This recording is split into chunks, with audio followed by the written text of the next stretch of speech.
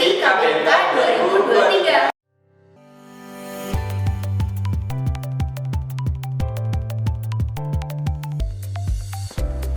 Dalam rangka pemulihan ekonomi dan transformasi pasca COVID-19, pemerintah menerapkan strategi yang namanya Blue Economy.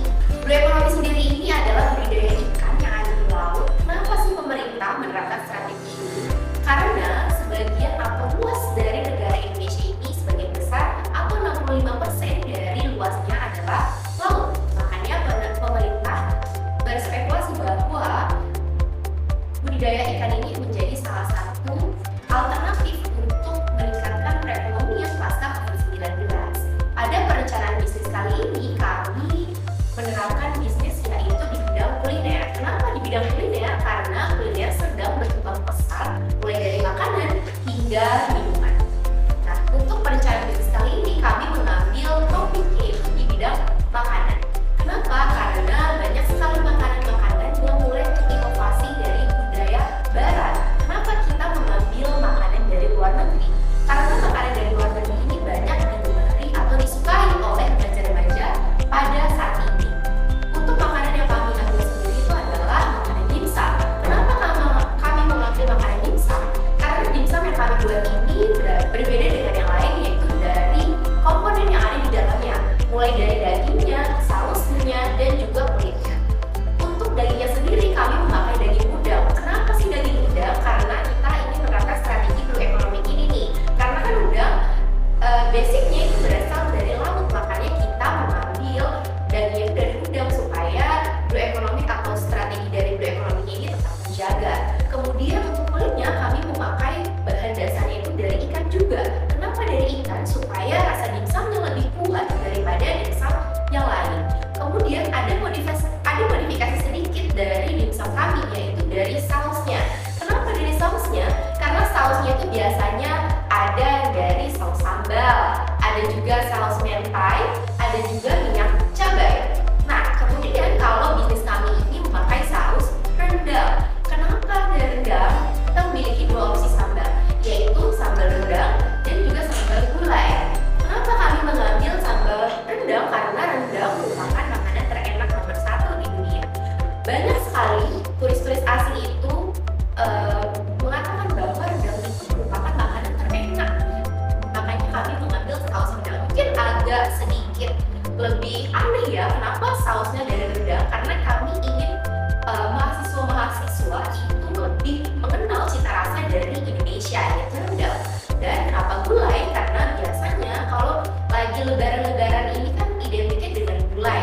Makanya kami mengambil saus gulai. Kami memodifikasinya ini sekitar 10-15 kali percobaan. Makanya dari itu rasa dimsum yang kami buat ini sangat memadupadankan antara daging dan juga rasa rendang itu sendiri. Oke, untuk perencanaan bisnis yang lain itu ada yang namanya dari kulitnya. Kenapa kulitnya kami memakai daging ikan? Karena beda dari yang lain. Biasanya kan kalau dari yang lain hanya tepung, air, dan juga tepung maizena. Kalau misalnya dari kita itu memakai ikan, yang namanya itu ikan tenggiri, supaya rasanya itu lebih keluar dan juga menyatu dengan rasa yang ada di dalam dagingnya. Dalam bisnis ini kami membuat dengan model kanvas, yaitu yang terbagi menjadi dua, yaitu front end elements dan back end elements. Yang pertama front end elements itu yang pertama customer segment, target utama dari bisnis kami yaitu mahasiswa dan remaja yang rentang umur 17 sampai 25 tahun.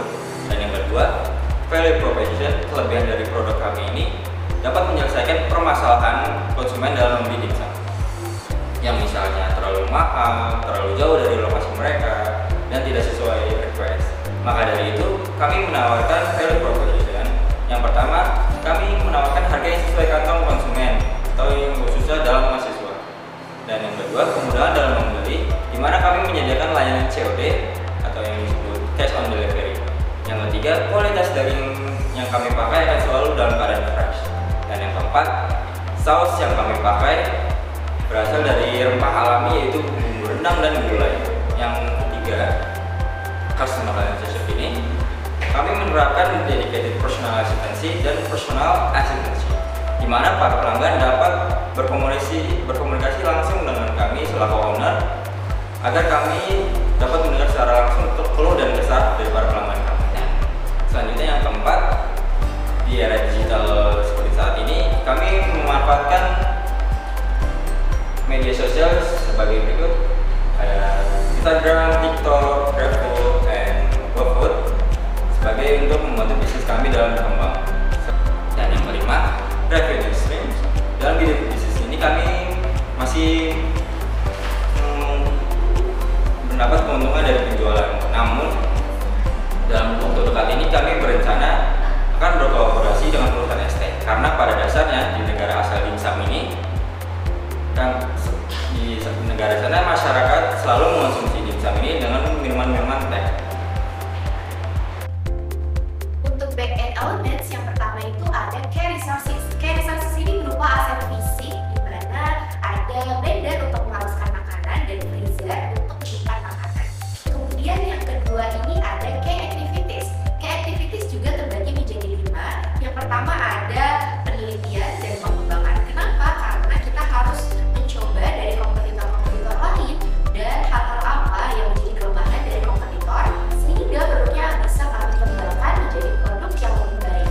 Yang kedua ada pembelian bahan. Pembelian bahan sendiri kami dari pemasok daging dan sayuran sehingga produk atau bahan produksinya akan terlihat lebih fresh dan segar. Selain itu, produknya juga akan mendapatkan harga yang lebih murah. Kemudian yang ketiga itu ada produksi. Produksi sendiri itu ada di rumah produksi, di mana kita memproduksinya itu setiap seminggu sekali menyesuaikan jadwal mata kuliah kami. Kemudian yang keempat itu ada penjualan. Penjualan sendiri kami memiliki sistem pre-order di mana kami membuka PO setiap seminggu sekali, dan ketika stoknya itu overstock maka kami akan post order, dan itu untuk mencegah terjadinya produk yang tidak terjual. Yang terakhir itu ada pengiriman. Untuk pengiriman kami menerapkan sistem COD atau cash on delivery, dan itu berradius 3 km. Terlebih dari 3 km itu menggunakan ojek online. Kemudian yang selanjutnya ada key partners. Key partners sendiri kami bekerja sama dengan para pemasok daging dan sayuran untuk mendapatkan harga yang relatif lebih murah.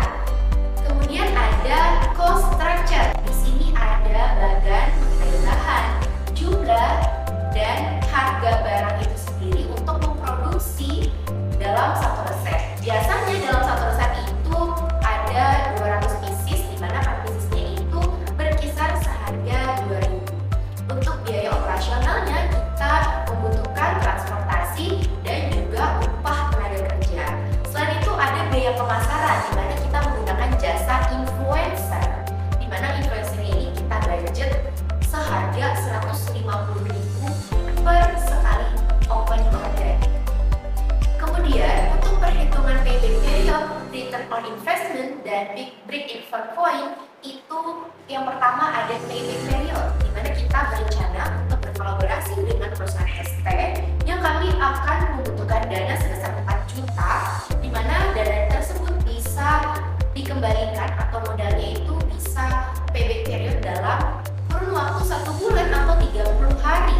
Kemudian untuk return on investment itu berkisar 80% dari laba bersih, dan ada break even point-nya, jadi titik impas dalam produk kami itu sebesar 1000 unit. Kesimpulannya adalah ekonomi blue ini merupakan strategi yang menurut kami sangat brilian yang diciptakan oleh pemerintah. Kenapa? Karena selain 65% dari luas Indonesia adalah laut, blue ekonomi ini juga menerapkan sistem di mana dia melestarikan biota laut yang dijadikan sebagai perekonomian, sehingga biota lautnya tidak tertinggal dari perekonomian yang lainnya. Untuk itu kami